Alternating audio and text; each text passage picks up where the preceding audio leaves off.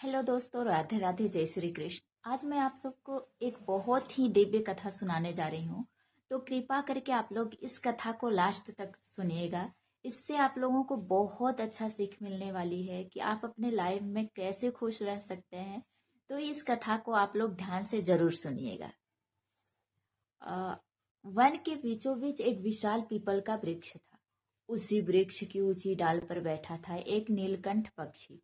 उसके नीले पंख सूर्य की किरणों में चमक रहे थे। उसकी संगनी ने कोमल स्वर में पूछा, आप आज कुछ सोच में डूबे क्यों हैं? नीलकंठ ने कहा, मैं मनुष्य के सबसे बड़े अभाव के बारे में सोच रहा हूँ। धन का अभाव? पत्नी ने पूछा। नीलकंठ मुस्कुराया, नहीं, कृतज्ञता का अभाव। बहुत समय पहले एक छोटे से गांव में माधव नाम का व्यक्ति रहता था। न घर था, न परिवार था, न ही कोई अस्थायी काम। गांव के लोग उसे भाग्यहीन कहते थे, पर माधव के मन में कभी शिकायत नहीं थी। वह जो भी थोड़ा बहुत पाता, ईश्वर को धन्यवाद देना नहीं भूलता था। एक दिन उसे मिट्टी में दबा एक पुराना तांबे का सिक्का मिला, 10 पैसे का। पर माधव के लिए वह ईश्वर की मुस्कान थी। अगले दिन उसने रास्ते में एक व्यक्ति को देखा जो एक छोटे से हिरण को बेच रहा था। लोग हंसने लगे, यह भिखारी क्या खरीदेगा? पर माधव ने किसी की नहीं सुनी।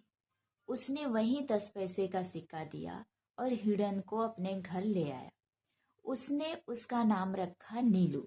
अब जो भी माधव को मिलता वह आधा खुद खाता और आधा नीलू को देता। गरीबी थी पर प्रेम अपार था। एक रात नीलू बोला, डरिए मत स्वामी, मैं साधारण हिरण नहीं हूँ। आपकी करुणा ने मुझे आपके पास भेजा है। माधव की आंखें भर आई। समय बीतता गया। नीलू की वजह से माधव का भाग्य बदलने लगा। एक दिन नीलू को जंगल में एक बहुमूल्य रत्न मिला। उसने वह रत्न एक धर्मात्मा राजा तक पहुंचाया। राजा प्रसन्न हुआ, सम्मान मिला, वैभव आया और माधव गरीब से अमीर बन गया। लेकिन यहीं से कहानी बदल गई। समृद्धि के साथ मानव का हृदय बदलने लगा। नीलू बीमार पड़ा। उसे माधव की जरूरत थी, पर माधव ने कहा, एक जानवर ही तो है। नीलू का हृदय टूट गया। उसने धीमे स्वर में कहा, मैं बीमारी से नहीं, कृतज्ञता से मर रहा हूँ। कुछ ही समय में नीलू का शरीर प्रकाश में बदल गया। आकाश से एक दिव्य स्वर गूंजा, जिसने भूखे होकर भी देना सीखा उसे कभी भूख नहीं लगती, और जिसने उपकार भुला दिया वह सब कुछ पाकर भी दरिद्र रह जाता है।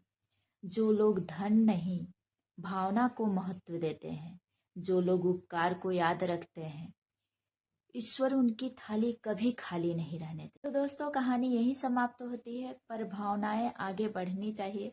अगर ये कथा आपको पसंद आई हो तो लाइक और शेयर जरूर कीजिए। और हाँ, ऐसी कहानी के लिए चैनल को सब्सक्राइब कर लीजिए। धन्यवाद।